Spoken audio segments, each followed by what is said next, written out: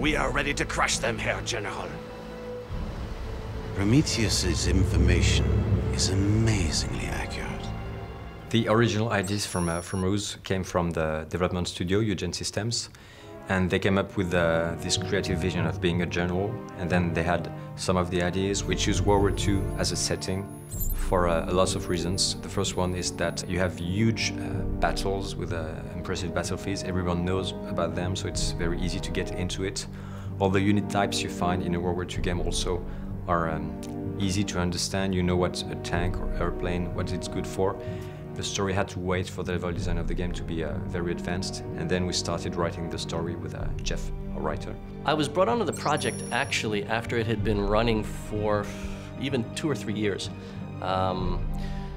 What happened was they were coming towards the end of development. They needed a scriptwriter to come in and finish up what they'd been working on. So the objective initially for the story of the game was to make something which was tightly integrated with the gameplay and which would serve the purpose of teaching how to use the game, how to discover the different gameplay features. First, we had to divide the game into missions, what were the major events you would have, and then how to connect that with the pitch. So we created the baseline of the idea. And also making sure that the story wasn't sort of imposed on the player. The player would do something and that would trigger a story element. So that the player feels like they're more acting in the story than just sort of having it shoved down their throat. I beg your pardon, sir. Do you really trust those reports? I mean, Admiral Canaris himself has concerns about Prometheus. His reports are more reliable than those from Berlin.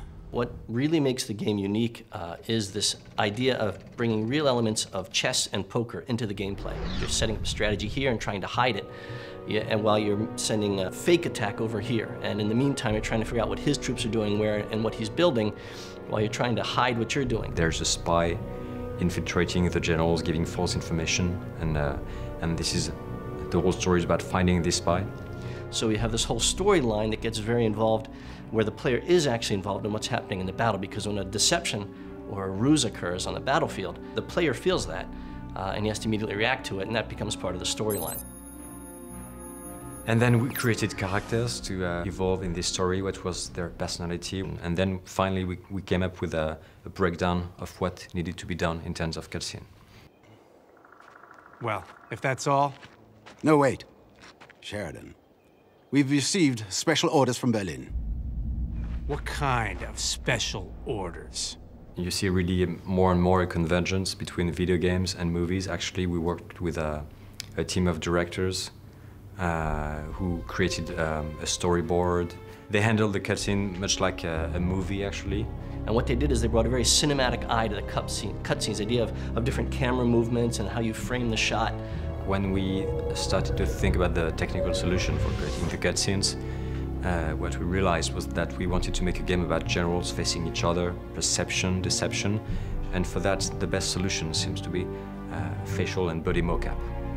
And then they got this great company called Solid Anime, who does all the motion capture. So we get involved with this project because the company works on two kind of markets, video game and movie. The big challenge was for us to capture the expression of the characters and the body at the same time, and to match all these things together to be first realistic and to keep all the intentions of all actors. We had rehearsal sessions first. So we came in and just to block, so we would save time later. So we would all come in and go through scene by scene by scene by scene, and okay, what makes sense here? And then you had the directors as well of the mocap session. You had directors they're watching your level of acting, and then you had the directors, more on a technical level as well. If an actor reads a line, there's all sorts of gestures that might go with it. It's like, take these, they gotta go to headquarters. The line may say one thing, but then you see in the gestures and in the facial movements what they're really thinking. In a cutscene, typically it's animated, you don't get that. What you do get that in film, and you can actually get it with mocap, because you're mocapping the face as well as the body. And then we came in and we shot the body mocap. So we come in and everybody gets their suits on, and then we have a gentleman who comes in and puts all the markers on, and then we do a test, do a little gymnastics test for the computer, I think, to make sure everything's in sync.